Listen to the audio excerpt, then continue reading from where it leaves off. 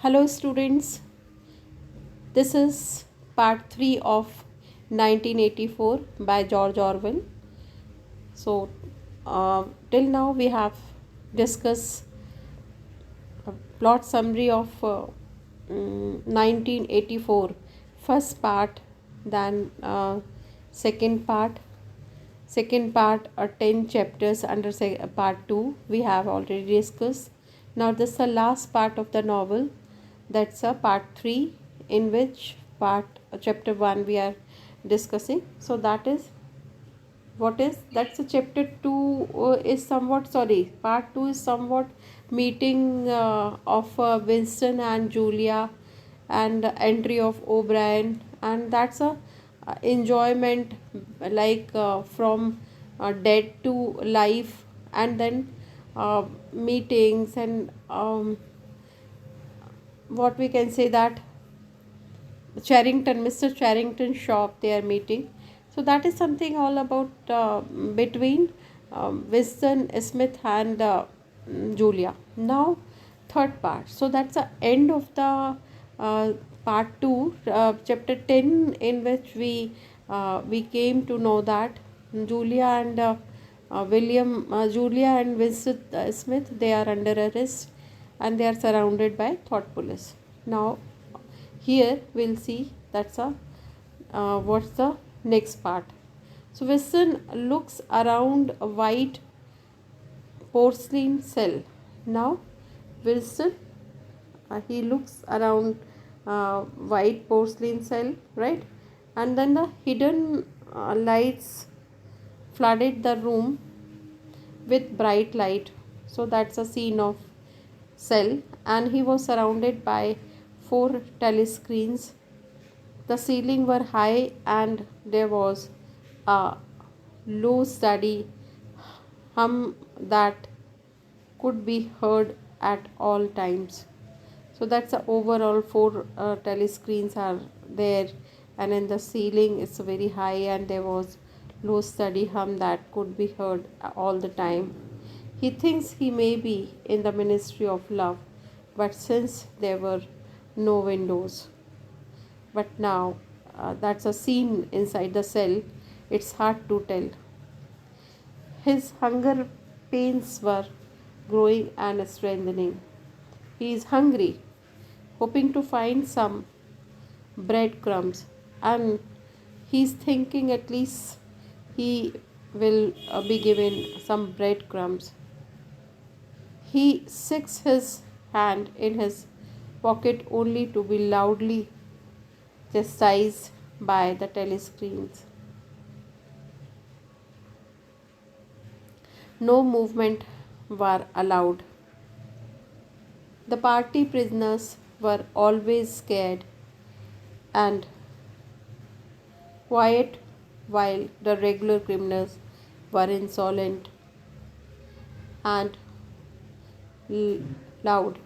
It is impossible to tell how long he had been in there, because he does not know how long he may be tortured. There is no sunlight coming in from anywhere. It's all dark room. So he cannot tell if it is night or day, because he is in a literally in a cell that is dark room. There was a constant parade of prisoners in and out of the room, and continuous parade of prisoners out and in the room. During this time, Winston hears about room number 101. From the way people are using any tactic to try to avoid it, he knows it is the most horrible place imaginable. So Winston can hear about room number 101, and he imagines about horror of that room. He hears boots approaching outside the door, and then he is able to listen boots that's approaching inside the room, and he is shocked to see who enters. It is O'Brien. and he was surprised when when he sees that O'Brien is coming. So that's the Winston seems Tom Parsons in jail. Parsons admits that there is only one crime, thought crime. If you think away against the party, that's the biggest crime, and he is guilty. This is the ultimate irony because he was the party poster child. And this is showing that no one, no matter how genuinely involved with the party, is safe from their judgment. Nobody's behavior could ever measure up to the impossible standards set by party. So overall, this inside the cell, and Winston is very much surprised. That's everything. Winston understands the horror of the punishment, and he listens the voice of Boots, and then that's all. But he was very surprised when he sees he is none other than O'Brien. Now, chapter 2. Winston lay on a bed. O'Brien is standing over him, and there is a man with a white coat and a syringe. And now it's very terrific, very horrible scene we are going to witness here, because Winston lay on a bed, and O'Brien is standing over him, and there is a man with a white coat and a syringe. He reflects on the number of times he had been beaten and the length of each beating, and he had confessed everything. So then Winston is being beaten, and then he confessed everything he had admitted to think he had not even done. So he accepts everything, what he has done, what he has not done. He rolled down a hallway, shrinking with uproarious laughter and shouting confessions. And then there is laughter, and finally confessions. O'Brien, the man in the white coat, Julia, and some others all rolled and laughed with him. And then Julia and others, they are laughing at Winston. During a moment of wakefulness, he hears O'Brien's voice saying, "Don't worry, Winston, you are in my keeping. For 7 years I have watched over you." And it is only O'Brien, and he says to Winston, "Don't worry, you are in my keeping. For 7 years I have watched over you. Now the turning point has come. I shall save you. I shall make you perfect." It's all sarcasm, it's all taunting. The voice Winston heard was the same that he heard in his dream 7 years ago. He has already dreamed the same voice. "I shall meet you in the place where there is no darkness." Winston is hooked up to a machine that floods his body with pain at O'Brien's command. So O'Brien commands, and Winston's body is fixed with a machine. O'Brien asks him questions, and if they are not answered to his liking, he gives the hand commands. So Winston is asking question, and answer should be according to Winston. The pain is gradually increasing with every hand motion. O'Brien gently asks, "At this moment, what is Oceana at war with?"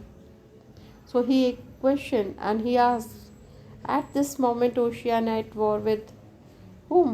He answered, "East Asia." O'Brien continues, "And Oceania had always been at war with East Asia, has it not?"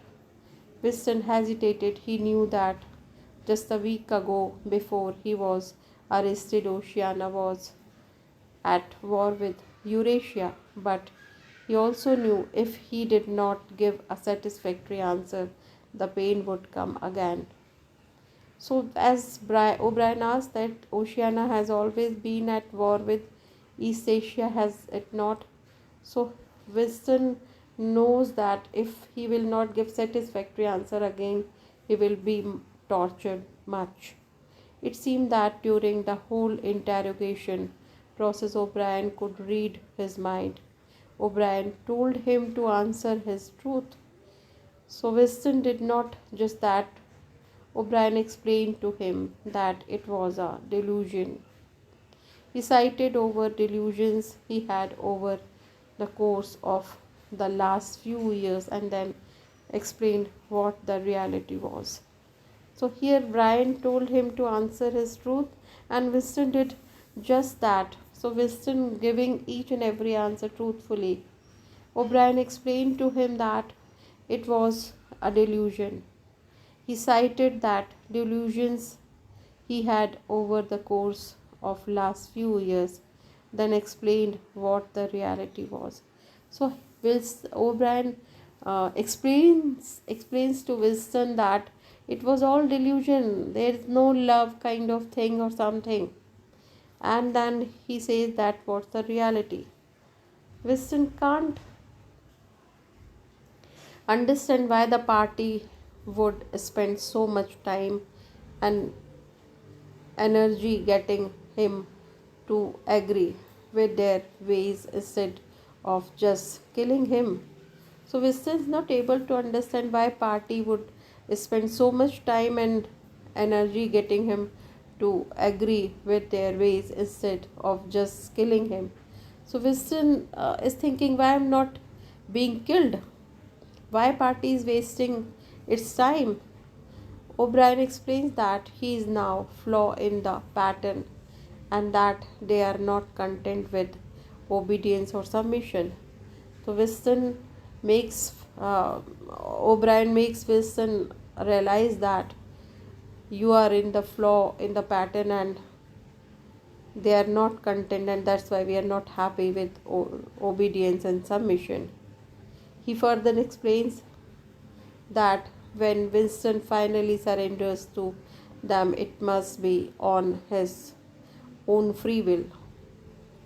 So O'Brien explains to Winston that finally surrenders to them, it must be on his own free will, and then you will be free.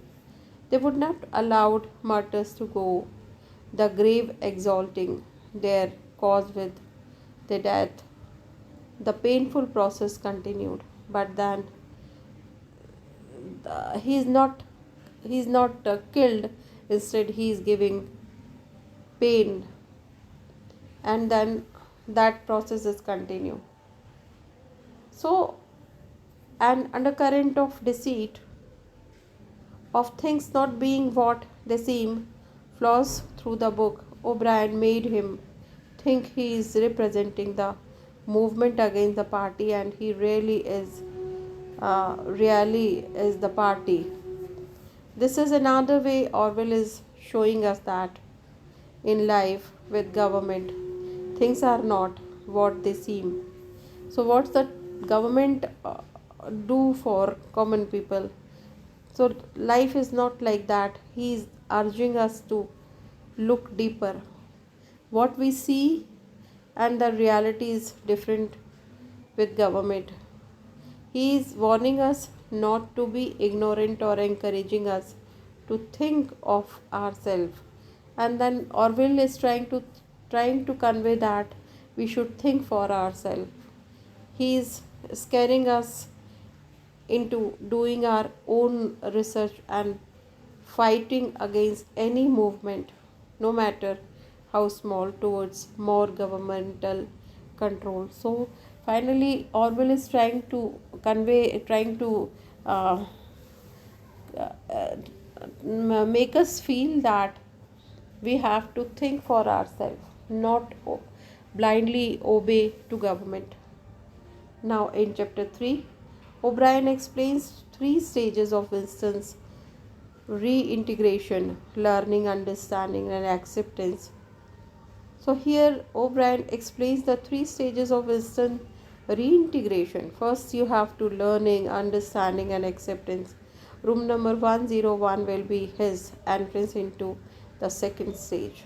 Now he is taken to room number 101. Winston learns that Brian is one of the authors of Goldstein's book. And then another surprise for Winston is that what is the Goldstein book Once Upon a Time is given by O'Brien, and Goldstein book means that's a party's in intention and manifesting party's rules, which was given by O'Brien to Winston. So Winston comes to know that one of the authors of Goldstein books is O'Brien himself. He explains how it is all nonsense and would never happen. And O'Brien says to Winston that it's all nonsense, it never happened. Winston remembers that he understood how the party system worked, but he never got a handle on why. So Winston remembers all these things. O'Brien explains the why very simply, that party wants power for its own sake. The object of power is power. So O'Brien explains to Winston that the object of power is power. Now, Orwell makes it clear that regardless of whatever reason the government gives for increasing control, it is all a cover up for their addiction of power. So that's how people have addiction of power. Orwell makes clear that regardless of whatever reason the government gives for increasing control, but that is why government wants to control, because he wants to be in power. Through O'Brien, he explains that a dictatorship that understands that the quest for power is at the root of their system cannot be overthrown. He cites that this was the mistake of other groups like German Nazis and Russian communities. He writes that they took power with the intention of giving up the power once things have been made better for everyone. So here he cites that this was the mistake of other groups like German Nazis, Russian communities. He writes that they took power with intention of giving up the power once things have been made better for everybody. He differentiates Big Brother from other movement by saying that they seize power and do not intend to it give up. Now chapter 4. He is feeling and looking better every day. The light and hum were the same, but his new cell was more comfortable than the last one. So Winston is feeling better, and it had a pillow, mattress, and stool. He was being fed regularly. Here he is in better position, and the food was good, and they even gave him some meat. He has been given warm water to wash with, and they had given him new clothes. He spent less time sleeping and started doing strength exercises. The party had screened in breaking him down enough to accept everything they said to be true. So now he is being treated in a better manner, but he wakes himself up yelling, "Julia, Julia, my love." But in sleeping, sometime he yells, "Julia, Julia, my love." He knows his sleeping antics have betrayed him. He wonders how long he has added to his sentence from his outburst of emotions. So he wonders how long he has added to his sentence from outburst. So sometime he outbursts and he remembers Julia.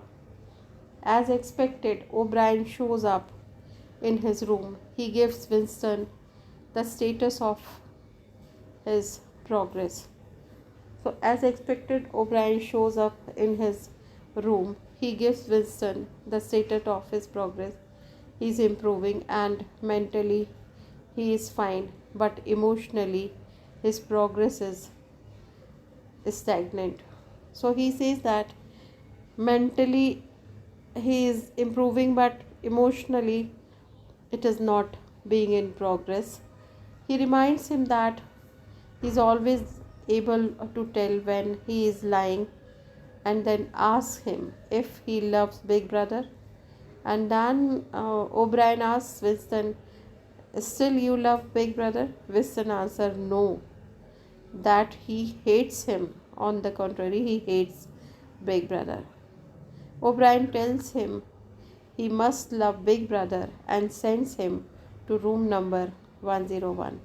And then, very sarcastically, O'Brien tells to Winston that he must love Big Brother. On this way, Winston is shifted to room number 101.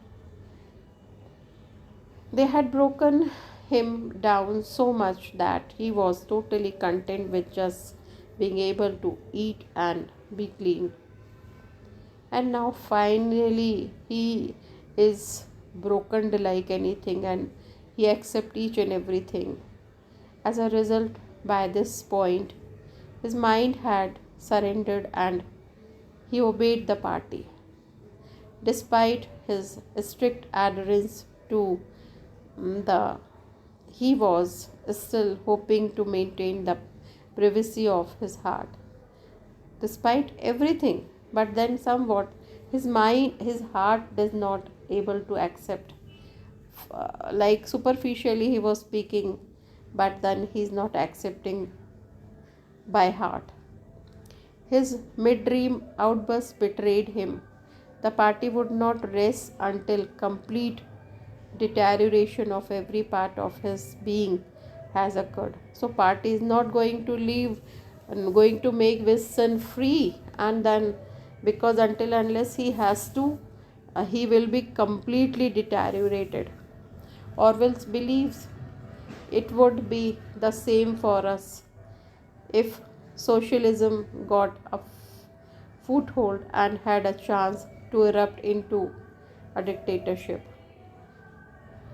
Orwell's right that Winston reflects on his naivety in thinking that he could ever do anything to dissolve any of the power of the party. So Orwell writes that Winston reflects that's a naive thinking, and that he could ever do everything to dissolve any of the power of party. His every move that he thought to be secret had been watched by Big Brother. So then Orwell says that Winston's every move that he thought to be secret had been watched by Big Brother.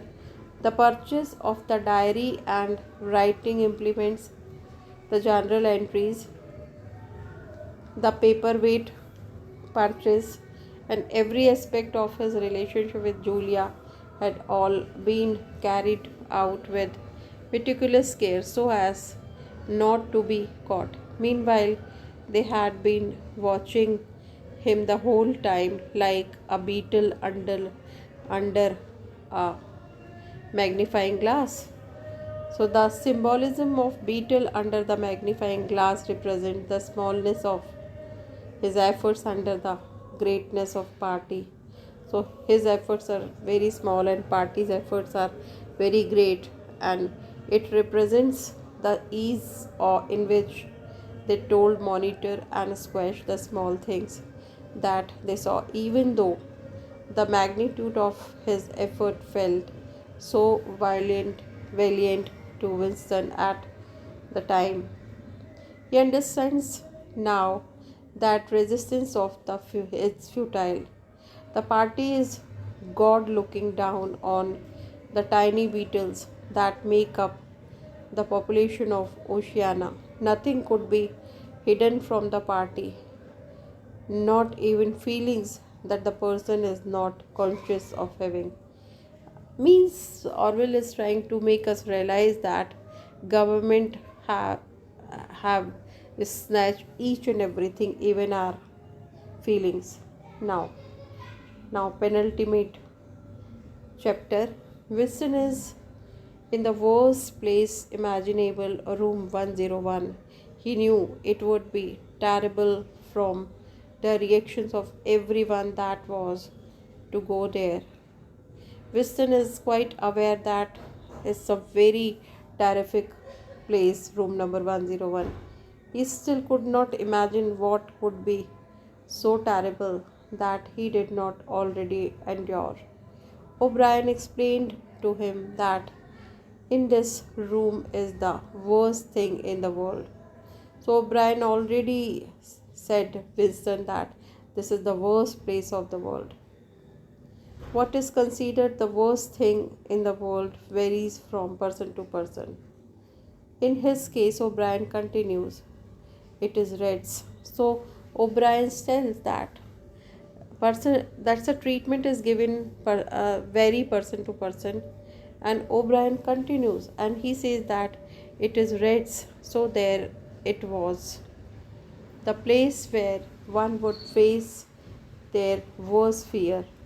And Winston is very much he has fear from Reds. So Winston filled with terror at the word, and as he listens Red and he fills with terror.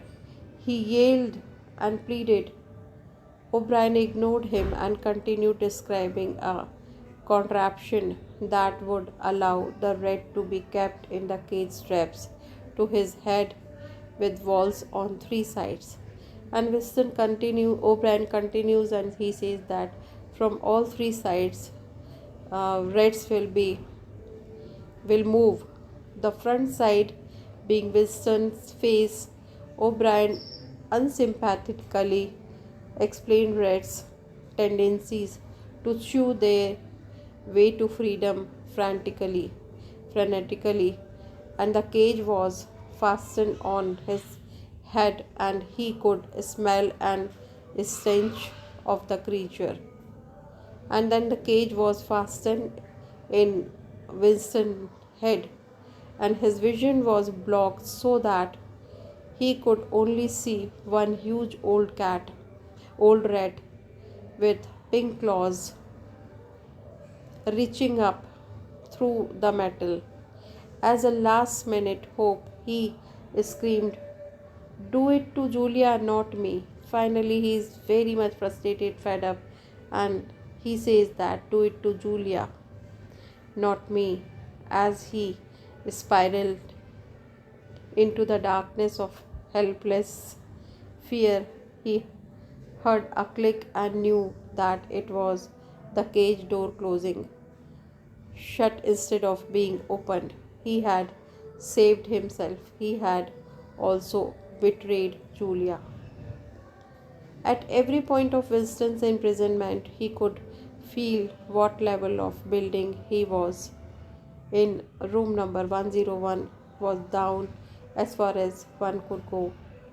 This is symbolic because the party had to stoop to their absolute lowest, most inhuman level, and the victims were torn down to the very lowest possible state without being dead. So, here Orwell has made it clear that people are tortured like they are not they are not killed, but they are tortured what lowest possible, right?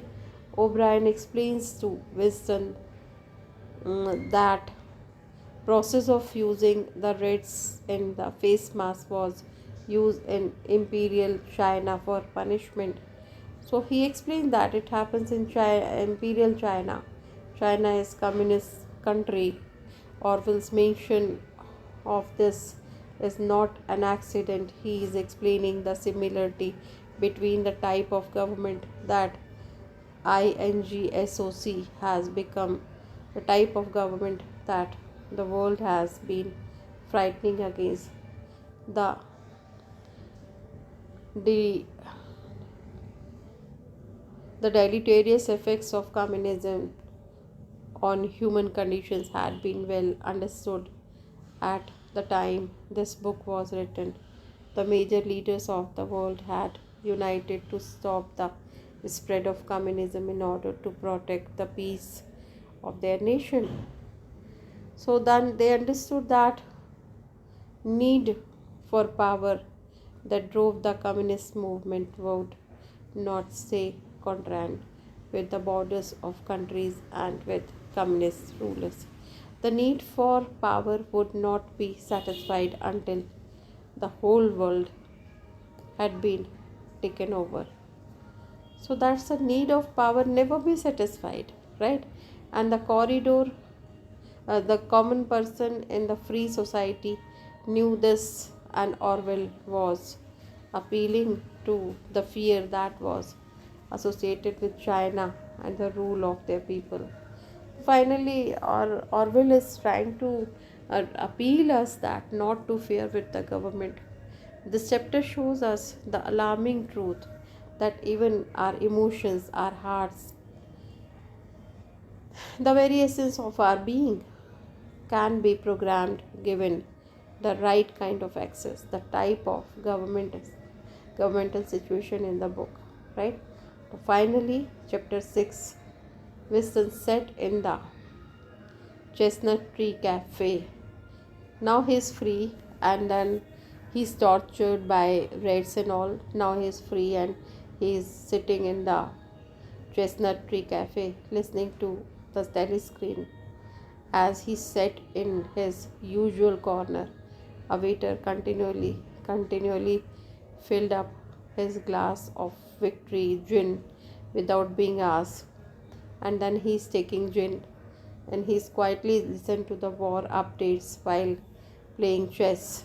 And he's playing chess, he's listening updates, war updates. He had a job that paid him better than his old one, and money was never problem anymore. However, money was never problem for him, and then he's given good salary. Any thoughts he had were short and usually had burned themselves out before they could get any more, and then all feelings have already been died. He had recently seen Julia in the street, and he half-heartedly followed her, and then he does not follow, and they got to a private place and began to talk. They calmly confess to betraying each other, and then they accept that they have betrayed each other. Without emotion, they agreed that after they were forced into the betrayal, they could not feel the same about each other. Now their feelings are changed for one another, and it ends with Winston finally losing the war against his self, and what war actually was in his mind. So he has already lost the self war and loving Big Brother, and then he forgets Big Brother. He does not love Big Brother. So in the end, Winston becomes one of the proles, and he is just like a common man. All along he had said if there was any hope, it lay in the proles. So proles means common people. The state party reduced him to. It is clear that there could be no hope in the proles, meaning that there is no hope at all. It's all hopeless society, hopeless world. He understands why he could not get any information about the old man in the bar, why the man could only talk in nonsensical circles. They had gotten a hold of him too. He finally understands the song that he had heard at the Chestnut Tree Cafe. Understand the spreading chestnut tree. I sold you, you sold me. The party system had forced him and Julia to betray each other's love. Their love was the only glimmer of hope through most of the book, and with their final betrayal, nothing was left. He remembered that Julia told him they could not get inside of him. He knew now that they could.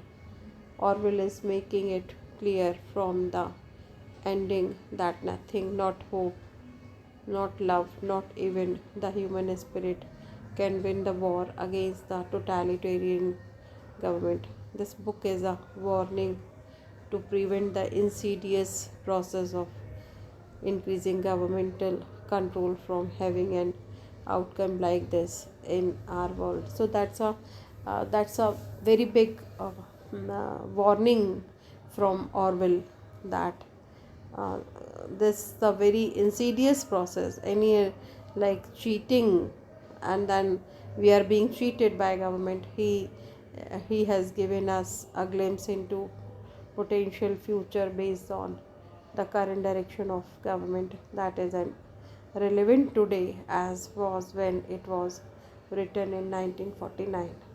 So that is something like ultimately we have to think, otherwise we will be machine rather than human being, because life is structured and very much like structured according to government. So that's the message of this book. Thank you so much. God bless.